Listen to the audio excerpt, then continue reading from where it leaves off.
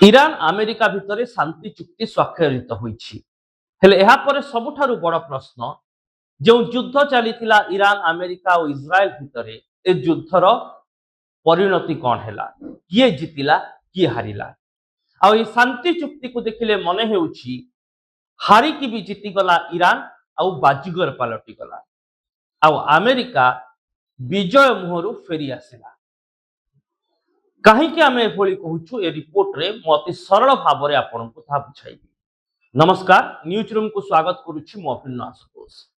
America ଏବଂ Iran ଭିତରେ ଶାନ୍ତି ଚୁକ୍ତି ସ୍ୱାକ୍ଷରିତ ହେବା ପରେ ପୁରା ବିଶ୍ୱରେ ଏହାର ପ୍ରଭାବ ପରିଲକ୍ଷିତ ହେବ। ମଧ୍ୟପ୍ରାଚ୍ୟରେ ସ୍ଥିରତା ଫେରିବ ଏବଂ ପୁରା ବିଶ୍ୱରେ ତୈଳ ବଜାର ଯେଉଁଭଳି ଢଙ୍ଗରେ ଅନିଶ୍ଚିତତା ଘେରକୁ ଚାଲି ଯାଇଥିଲା, ସେଥିରେ ବିରାମ ଲାଗିବ। କିନ୍ତୁ ଏହି ଶାନ୍ତି ଚୁକ୍ତିକୁ ଯଦି ଆମେ ବିଶ୍ଳେଷଣ କରିବା, ତେବେ ଆମେରିକା ଏହି ପୁରା ଚୁକ୍ତିରେ କେବଳ ଆଶ୍ୱାସନା ହିଁ ପାଇଛି। ଆଉ ଯଦି ବାସ୍ତବରେ ଏ ଯୁଦ୍ଧର ପରେ ଗୋଟିଏ ସକାରାତ୍ମକ ଫଳାଫଳ କିଏ ପାଇଛି, ସେ ହେଉଛି ଇରାନ। କାହିଁକି ଏଭଳି କୁହାଯାଉଛି, ତାକୁ ବୁଝିବାକୁ ଚେଷ୍ଟା କରନ୍ତୁ। ଇରାନ ଆମେରିକା ଭିତରେ ଯେଉଁ ଶାନ୍ତି ଚୁକ୍ତି ସ୍ୱାକ୍ଷରିତ ହୋଇଛି, ସେଥିରେ ପ୍ରମୁଖ ରହିଛି ଷ୍ଟ୍ରେଟ୍ ଅଫ୍ ହରମୁଜ ଖୋଲିବା, ଅର୍ଥାତ୍ ଏହି ସାମୁଦ୍ରିକ ପଥକୁ ଆଗକୁ ଆମେରିକା କିମ୍ବା ଇରାନ କେହି ମଧ୍ୟ ବନ୍ଦ କରିବେ ନାହିଁ। ଯାହା ରିପୋର୍ଟ ଗୁଡ଼ିକ କହୁଛି ଯେ 20ରୁ 30% ତୈଳ ଏବଂ ଇନ୍ଧନ ସାମଗ୍ରୀ ବିଶ୍ୱରେ ଏହି ସାମୁଦ୍ରିକ ପଥ ଦେଇ ପରିବହନ କରାଯାଇଥାଏ। ଏଣୁ ଏହି ସାମୁଦ୍ରିକ ପଥ ଖୋଲିବା ଦ୍ୱାରା କେବଳ ବିଶ୍ୱର ତୈଳ ବଜାର ଯେ ଗୋଟିଏ ସକାରାତ୍ମକ ଫଳାଫଳ ପାଇବ ତାହା ନୁହେଁ, ଇରାନ ମଧ୍ୟ ବେଶ ଲାଭ ପାଇବ। କାହିଁକି ନା ଇରାନ ଏବଂ ମଧ୍ୟପ୍ରାଚ୍ୟ ଦେଶ ଗୁଡ଼ିକର ଅର୍ଥନୀତିର ଭିତ୍ତିଭୂମି ହେଉଛି ତୈଳ ଏବଂ ଇନ୍ଧନ କାରବାର। ଏବଂ ଏହି ଚୁକ୍ତି ସ୍ୱାକ୍ଷରିତ ହେବା ପରେ, ଷ୍ଟ୍ରେଟ୍ ଅଫ୍ ହରମୁଜ ଖୋଲିଯିବା ପରେ, ପୁରା ବିଶ୍ୱ ଯେତେବେଳେ ତୈଳ ଏବଂ ଇନ୍ଧନ କ୍ଷେତ୍ରରେ ଲାଭ ପାଇବାକୁ ଯାଉଛି, ଇରାନ ମଧ୍ୟ ଲାଭ ପାଇବ। ଏବଂ ବର୍ଷିକ ପାଖାପାଖି $60 ଅରବ ଇରାନ ଏହି ତୈଳ ଇନ୍ଧନ କାରବାରରୁ ଏଣିକି ଆୟ କରିବ ବୋଲି କୁହାଯାଉଛି। କାହିଁକି ନା ଯୁଦ୍ଧ ଆରମ୍ଭ ପରେ ପରେ ଇରାନର ବିଭିନ୍ନ କମ୍ପାନୀ ଗୁଡ଼ିକ ଉପରେ ତୈଳ ଏବଂ ଇନ୍ଧନ ଜନିତ ଯେଉଁ ପ୍ରତିବନ୍ଧକ ଆମେରିକା ଲଗାଇଥିଲା, ତାହା ବି ହଟିଯାଇଛି। ଏଣୁ ତୈଳ ଇନ୍ଧନ କାରବାରକୁ ଦୃଷ୍ଟିରେ ରଖି ଇରାନର ଅର୍ଥନୀତି ଆଗକୁ ଗୋଟିଏ ନୂଆ ସମ୍ଭାବନା ଆଡ଼କୁ ଗତି କରିବ। ଦ୍ୱିତୀୟ କଥା ହେଉଛି ଯେ ଏହି ଚୁକ୍ତି ବଳରେ ପରମାଣୁ କାର୍ଯ୍ୟକଳାପ ସମ୍ପର୍କିତ କୌଣସି ନିଷ୍ପତ୍ତି ନିଆଯାଇ ନାହିଁ, ଯାହାକି ଆମେରିକାର ପ୍ରମୁଖ ଦାବି ଥିଲା। ଅର୍ଥାତ୍ ଏନରିଚ୍ଡ ୟୁରାନିୟମ ଗୁଡ଼ିକର ବ୍ୟବହାରକୁ ରୋକିବା, ପରମାଣୁ କାର୍ଯ୍ୟକଳାପକୁ ଇରାନରେ ବନ୍ଦ କରିବା ଏପର୍ଯ୍ୟନ୍ତ ସଫଳ ହୋଇନାହିଁ। ଯଦିଓ ଏ ଚୁକ୍ତିରେ ଉଲ୍ଲେଖ ରହିଛି ଯେ ଆଗାମୀ 60 ଦିନ ଭିତରେ ଏନରିଚ୍ଡ ୟୁରାନିୟମ ଗୁଡ଼ିକର ହସ୍ତାନ୍ତର ଦିଗରେ କିମ୍ବା ଏନରିଚ୍ଡ ୟୁରାନିୟମ ଗୁଡ଼ିକୁ ନଷ୍ଟ କରାଯିବା ଦିଗରେ ଏବଂ ପରମାଣୁ କାର୍ଯ୍ୟକଳାପ ଦିଗରେ ଆଲୋଚନା ଜାରି ରହିବ। ସେ ପର୍ଯ୍ୟନ୍ତ ଇରାନ ପରମାଣୁ ଅସ୍ତ୍ର ତିଆରି କରିବ ନାହିଁ। କିନ୍ତୁ ଏ ଗୋଟିଏ ସାମଗ୍ରିକ ନିଷ୍ପତ୍ତି ନୁହେଁ, ଏଥିପାଇଁ 60 ଦିନ ସମୟ ରହିଛି। ଯେଉଁ ପ୍ରମୁଖ ଦାବି ପାଇଁ ଆମେରିକା ଯୁଦ୍ଧ ଲଢୁଥିଲା ଯେ ଇରାନ ପରମାଣୁ ଅସ୍ତ୍ର ତିଆରି ବନ୍ଦ କରୁ, ସେ ଦାବି ବର୍ତ୍ତମାନ ଚୁକ୍ତିରେ 100% ସଫଳ ହୋଇଛି କହିଲେ ଭୁଲ ହୋଇଯିବ, ବା 100% ସଫଳ ହୋଇନାହିଁ।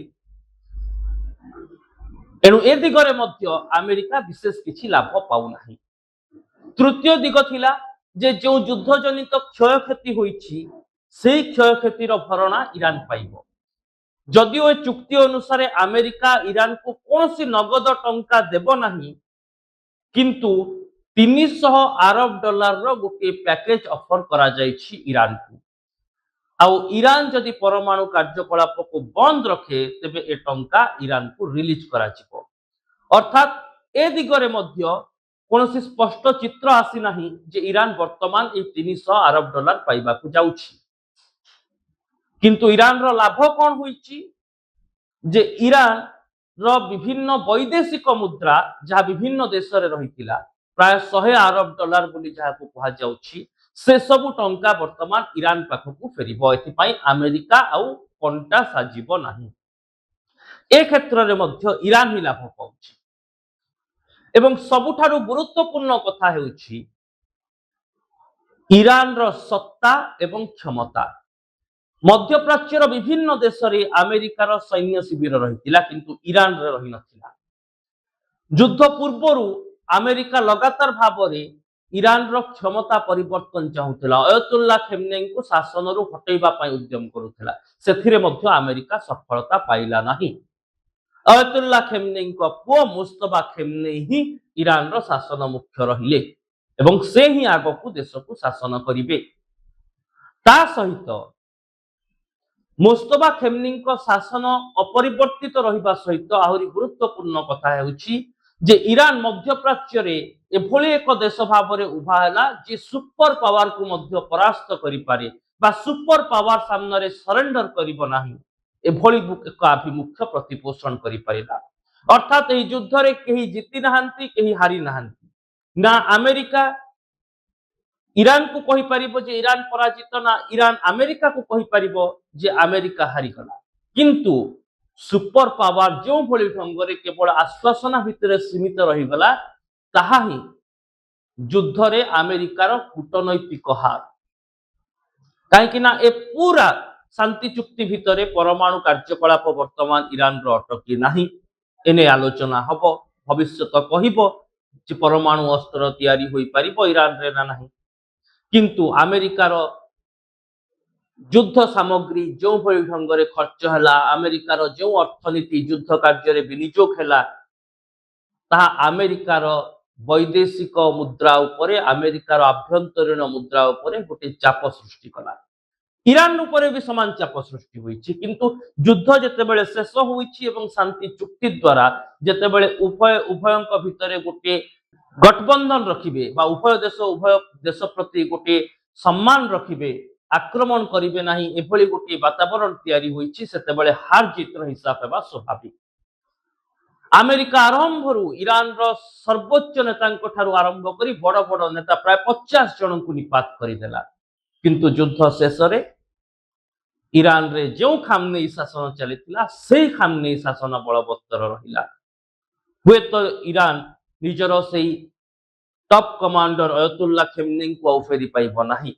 किंतु तांको पुओ ही शासन गादी रे बसिले एवं से ही आगको शासन करिवे। ना अमेरिका ईरान रो क्षमता परिवर्तन करि परिला ना ए पर्यंत परमाणु कार्यकलाप पर गोटे निश्चित रोक लगै परिला ना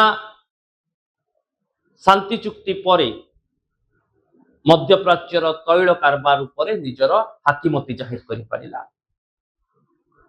जो ढंग रे आरंभ अमेरिका युद्ध दे डाकर देला ईरान रो नेता माननकु निपात कला मने होतिला अमेरिका विजय लाभ करिबो। किंतु शांति चुक्ति हेला बेलकु से विजय मोहर पछकु फेरी आसीछि अमेरिका आ अनेक किछि हराइबा परे मध्य युद्ध शेष रे गोटे कूटनैतिक सफलता पाइछि ईरान।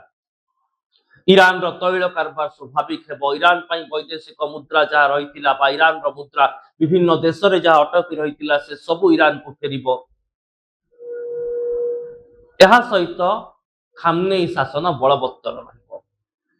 केवल खामनेई शासन जे ईरान रे बलवत्तर रहिबो ताहा नुहे मध्यप्राच्य रे यूएई ईरान इजराइल भली देशक सामने रे ईरान गोटे मजबूत शक्ति भाव रे थिया होई परिछि जे प्रमाणित करिछि जे निजर सार्वभौमत्व एवं अखंडता निजर परिचय आगरे से कौन सी प्रकार सला सुतरा करिबो नाही एवं अमेरिका इजराइल भली देश को ईरान चैलेंज दे पारे एभली गोटे वातावरण तैयारी होईछि जहा आगामी समय रे ईरान रो शासन तंत्र को आहुरी मजबूत करिबो। जो गृह युद्ध अमेरिका उस्काउथिबार अभियोग हेउतला युद्ध आरंभ पूर्व खामनेई को विरोध करा जाउथला से भली परिस्थिति आगो को ईरान रे देखा देबो नाही। काहे कि ना ईरान युद्ध रे जो भली ढंग रे निज जनसाधारणंकर मानसिकता को जीति पारिछि तांकर सहानुभूति पाई पारिछि ताहा ईरान रो शासन सामरिक क्षेत्र सामाजिक क्षेत्र प्रतिरक्षा क्षेत्र को आहुरी मजबूत करिछि।